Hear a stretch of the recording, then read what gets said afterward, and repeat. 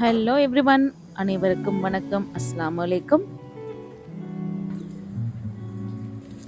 இது பருப்பே இல்லாமல் இட்லி தோசைக்கு வைக்கிற சாம்பார், அந்த மாதிரி ஒரு காம்பினேஷன் தான்.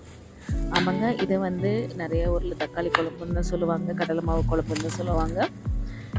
ஆனால் டேஸ்ட் சாம்பாரோட டேஸ்ட் அப்படியே இருக்கும். சாம்பார் செய்கிற அதே ப்ரொசீஜர் தான். இந்த பேச்சுலர் குக்கிங் இருக்கவங்களும் ட்ரை பண்ணலாம். இதுக்கு தேவையான இன்க்ரீடியன்ஸ் ஆனியன் அண்ட் டொமேட்டோ, இது ரெண்டு தான் பேஸ். நான் இன்றைக்கி 2 ஆனியன் எடுத்து அதை குட்டி குட்டியாக கட் பண்ணி வச்சுக்கிறேன்.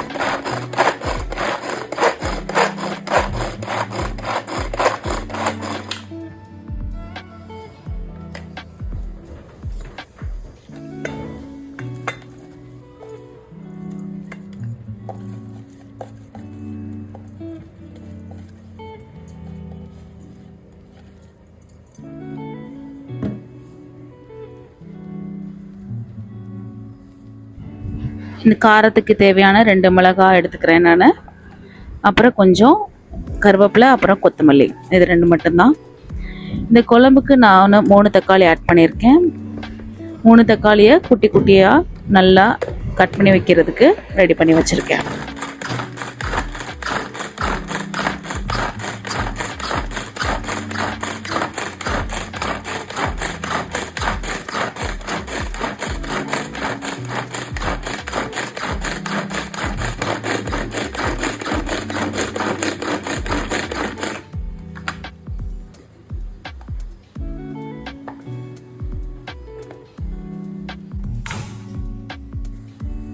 அப்புறம் கடாயில் ஆயில் விட்டுட்டு நான் கடலெண்ணெய் சேர்த்துருக்கேன்.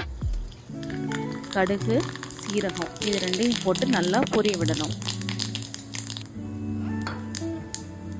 அதுக்கப்புறம் குட்டி குட்டியாக கட் பண்ணி வச்சுருக்க வெங்காயம், கொஞ்சோண்டு மல்லி இலை, இது ரெண்டையும் போட்டு நல்லா ஒரு 5 மினிட்ஸ் நல்லா வதக்கிடுறேன்.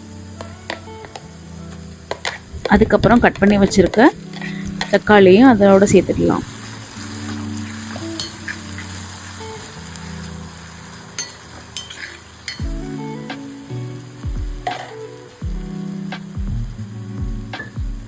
தக்காளி வெங்காயம் சீக்கிரம் வதங்கணும் அப்படின்றதுக்காக குழம்புக்கு தேவையான உப்பு ஆட் பண்ணிடுறேன்.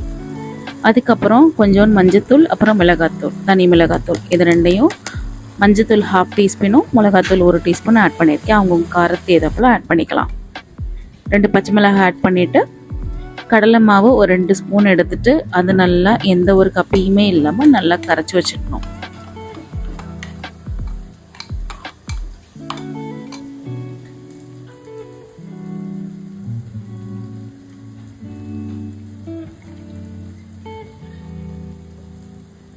கரைச்சி வச்ச கடலை மாவை நம்ம ஆல்ரெடி வதக்கி வச்சுருந்த வெங்காயம், தக்காளி அந்த பேஸ்ட் கூட சேர்த்து ஆட் பண்ணிடணும்.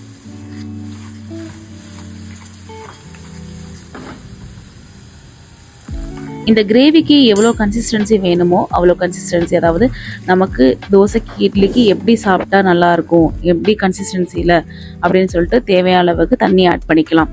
பிகாஸ் கடலை மாவோட மெயினான ஒரு ப்ராப்பர்ட்டியே என்ன அப்படின்னு பார்த்திங்கன்னா, அது நம்ம எவ்வளோ தண்ணி ஊற்றினாலுமே அது அதோட அந்த திக்னஸை கொடுத்துட்டே தான் இருக்கும். ஸோ அதனால் நமக்கு எவ்வளோ வேணுமோ அவ்வளோ ஆட் பண்ணிக்கலாம். நான் இதில் ஒரு 3 to 4 glasses of water add பண்ணியிருக்கேன். அதுக்கப்புறம் சால்ட்டு டேஸ்ட் பண்ணிவிட்டு தேவைன்னா நம்ம எக்ஸ்ட்ரா போட்டுக்கலாம்.